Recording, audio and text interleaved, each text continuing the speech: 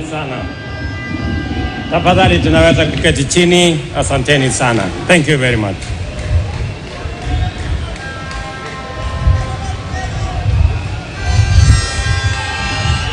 Your Excellency,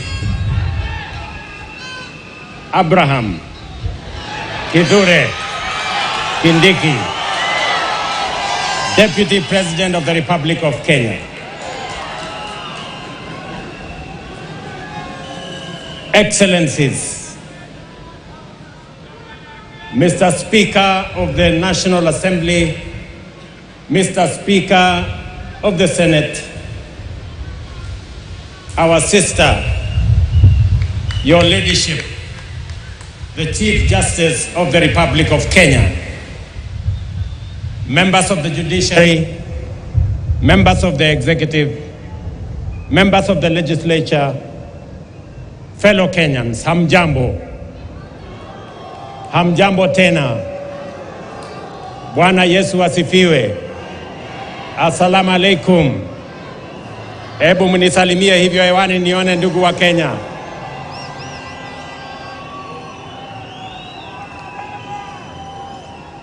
I am proud to witness the swearing in of the Honorable Abraham Professor Kithure Kindiki as the third Deputy President of the Republic of Kenya under the 2010 Constitution. I know him as a dedicated professional whose commitment to excellence has helped us overcome daunting challenges, and as a tireless public servant on the path of national leadership.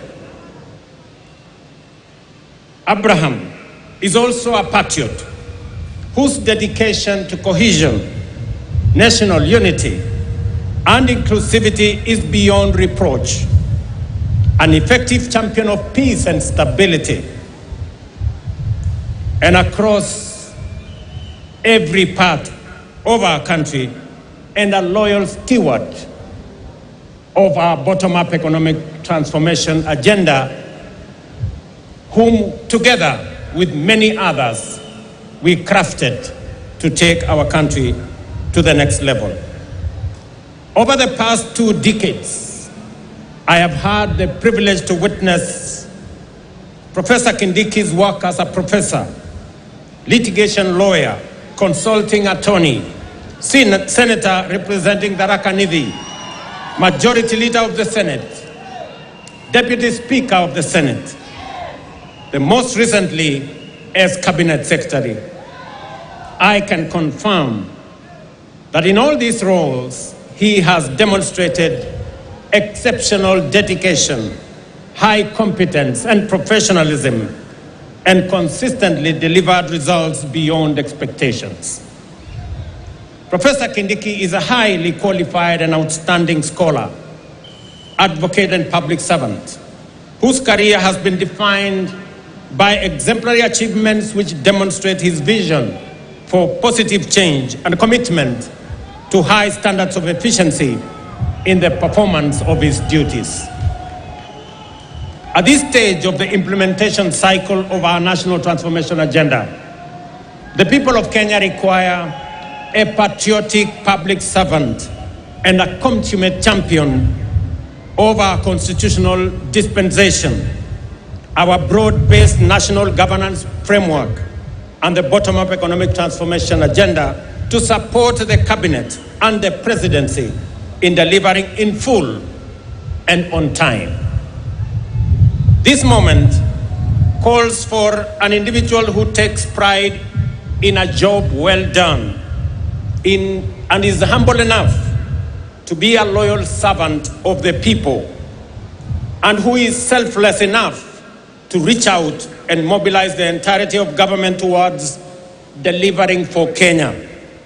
Experienced enough to understand the importance of engaging all sectors of our economy to drive transformation, and committed enough to serve professionally with loyalty and most importantly, with integrity.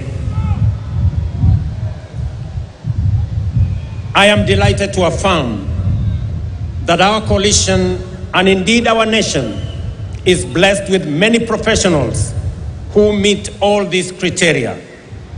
Among them, Abraham Kithure Kindiki stands out for his exceptional qualifications, extensive experience, and wide-ranging accomplishments.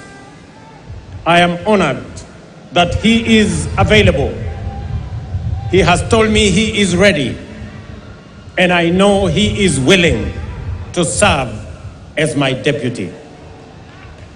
Professor, my young brother, let me call you Abraham K. or Abra K. Welcome to the service of this great nation, Kenya. And let me say this, I have heard you clearly when you took your oath of office and the oath for the due execution of your responsibilities as Deputy President. You have said two fundamental things in your oath. Kenyans were listening, I too was listening. You said that you will serve the people of Kenya and the Republic of Kenya. Abrake, please serve the people of Kenya and the Republic of Kenya. As I told our principal secretaries, as I told our cabinet secretaries, and as I tell every public servant who has a responsibility, who has a duty, who has the honor to serve our nation, let us serve the people of Kenya and the Republic of Kenya. We are not here to serve ourselves or our families or our communities or our regions or our villages. We are here to serve the Republic of Kenya and the people of Kenya. The second thing that you have said in your oath, I said in my oath, I listened to principal secretaries and cabinet secretaries and others. You have said you will serve without fear, without favor, without affection, and without ill will. My brother Abrake, I listened to you. The people of Kenya were listening to you. Serve without bias, without ill will, without favor, without affection, and without fear. So that together, the people of Kenya can know that their public servants, all of us, elected, appointed in different categories, shall know that we have one nation, one country, one people, and we are called upon by the Constitution of Kenya to serve them without bias, without fear, without favor. And let me undertake in this very historic national ceremony to the people of Kenya. And I say this as MCAs listen to me, as members of parliament listen to me, as members of the executive listen to me, those in the judiciary, and those in the executive, that the people of Kenya, it doesn't matter. Those who live near our oceans, near our lakes, in our mountains, in our valleys, in our arid and semi-arid areas, they are one people, one great nation called Kenya. And I want to commit, pledge, and undertake that we will serve the people of Kenya equally. And no part of Kenya, no community in Kenya, no section of Kenya, no region of Kenya shall be left behind. We are going to work together.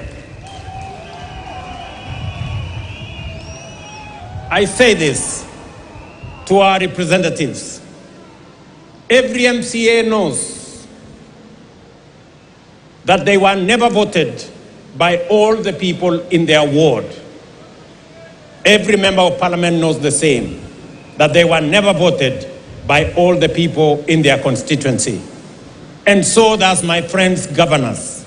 They know that not everybody in their county voted for them.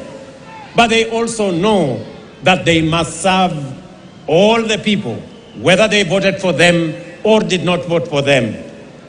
Professor, you and me have the honor to serve the people of Kenya. And as I have said before, we will serve the people of Kenya equally, those who voted for us and those who did not vote for us. The government of Kenya equally belongs to all the people of the Republic of Kenya. Let me also say the following, because this is a very important occasion. To underwrite that our judiciary works, that our legislature works, and we will make sure that our executive works and serves the people of Kenya. I know that we've gone through a journey, but in this journey, we have affirmed to both ourselves as the people of Kenya, to our friends, and to the international community, we have affirmed that Kenya is a constitutional democracy founded on the firm foundation of the rule of law. We believe in freedom, and we believe in making sure that no Kenyan and none of us is left behind. Today we stand here as a people, united, peaceful, because we are a democracy. We believe in our constitution. We believe in the rule of law, and we are a free people, and we make choices. Let me also say this to all of us who are public servants. It doesn't matter at what level. To all of us,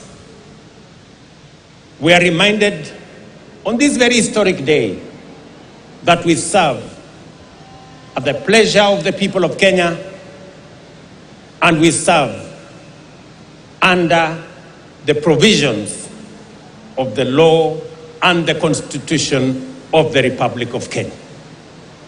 And that none of us, irrespective of the office we hold,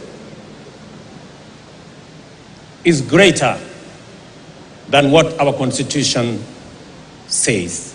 We must obey, we must submit to the law and to the Constitution, because that is what makes us a nation. Let me say this as I conclude. We have made stride as a nation. Today, our savings as a percentage of our GDP is growing. We have changed and we have transformed our education system. Today, we have more teachers. We just announced another 20,000 teachers.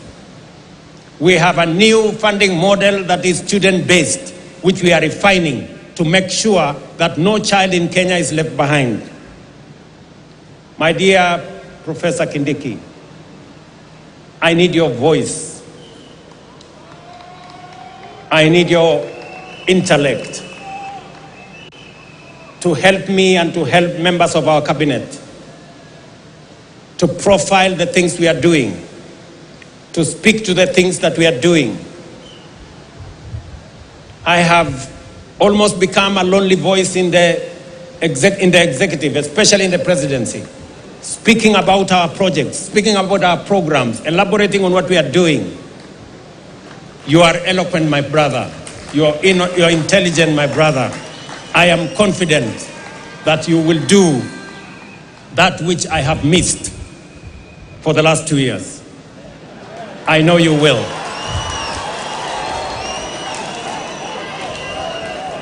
We have a huge program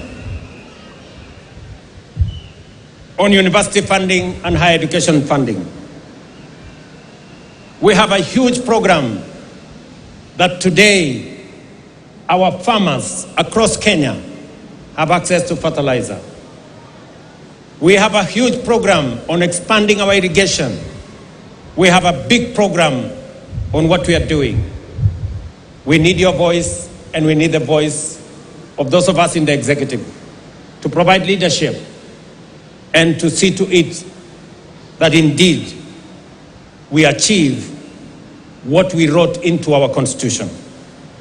Today, as we wrote in our Constitution, Kenya Power has turned around and today is a profitable company. So is Kengen, because of the stewardship that we have put in place. My brother, our manifesto is elaborate. Our manifesto is transformative.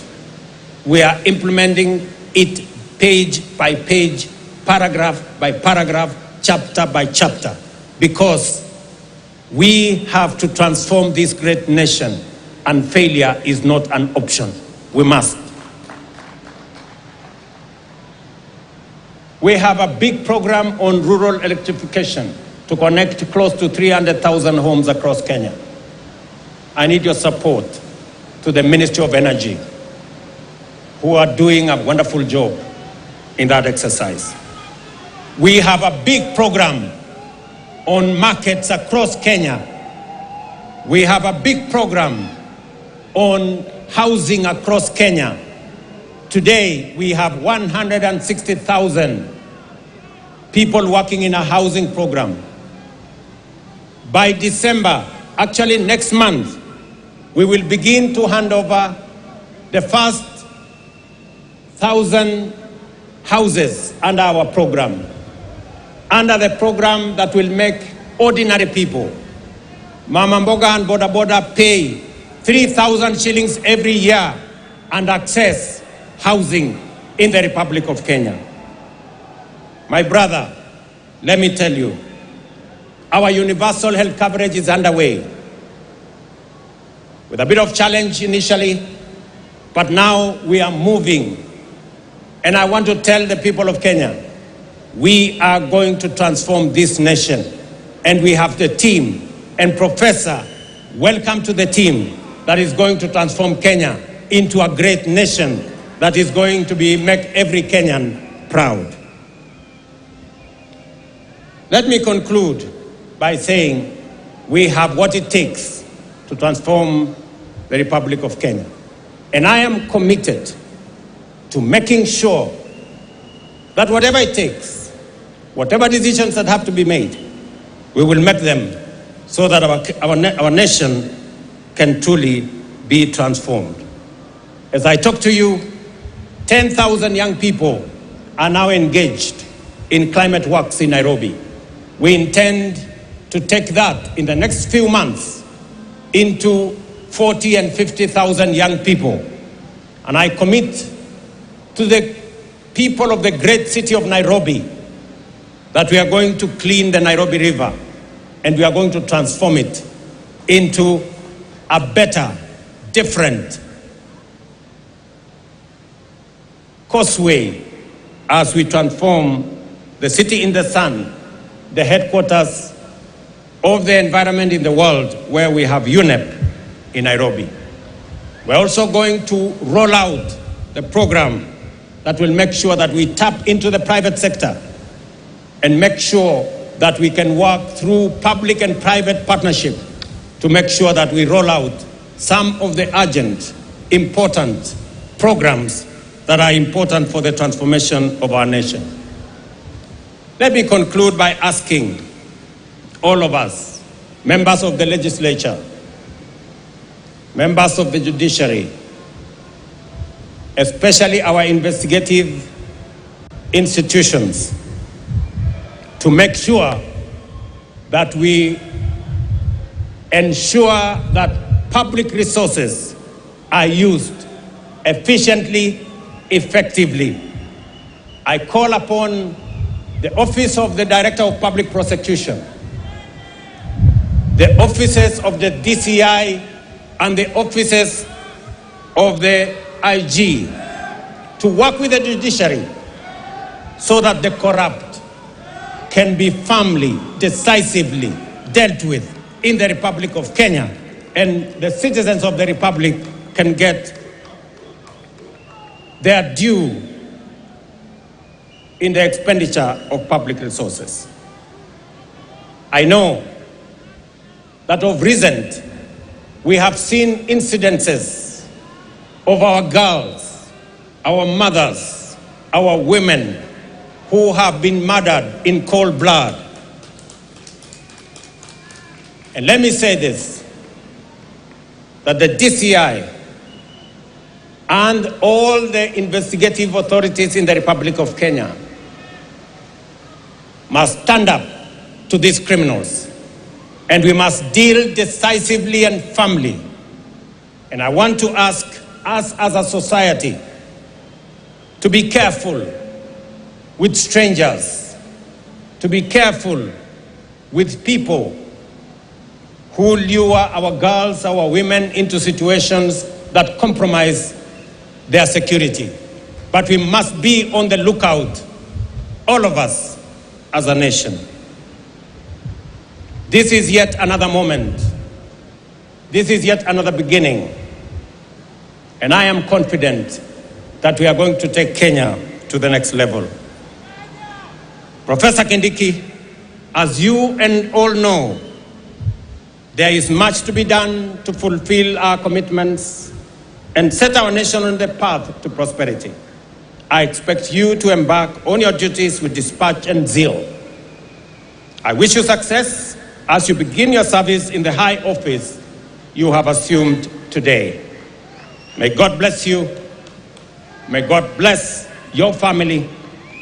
And may God bless our great republic, the nation of Kenya. Asanteni sana, Mungu awabariki, na tutasonga mbele pamoja. Asanteni. Naomba sote sasa tusimame wima kama ishara ya uzalendo wetu. Tumalizie kwa wimbo wa taifa. Wimbo wa taifa.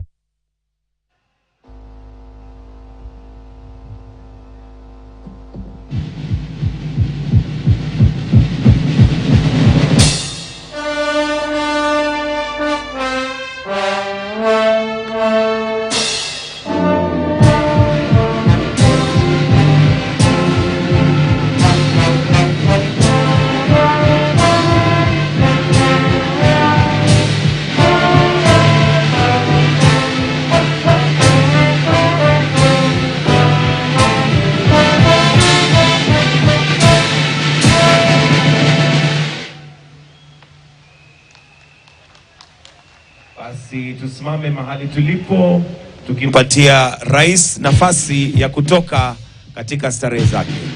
Asanteni sana.